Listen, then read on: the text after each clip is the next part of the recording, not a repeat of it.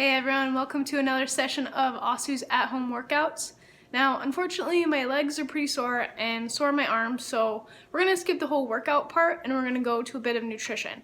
I'll be teaching you how to make some pancakes that are only 2 ingredients, pretty healthy, and really good for a budget and little materials in your kitchen. So first, you're going to start with the oats. You're going to throw a couple handfuls into a blender and blend them up into some oat flour. Then you're going to do the same thing with your bananas here. They can be fresh or frozen, but you're going to want to chop them up a little bit before you throw them in the blender.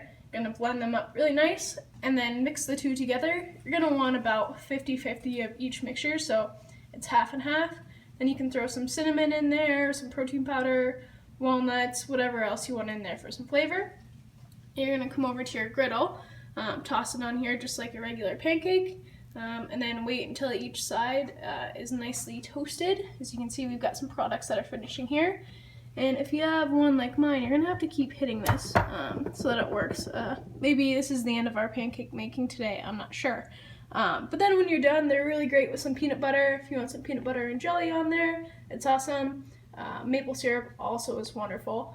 And then after you finish making them, make sure you go outside for a bit. Enjoy the nice air, even if it is a quad filled with dead leaves, but go outside and enjoy.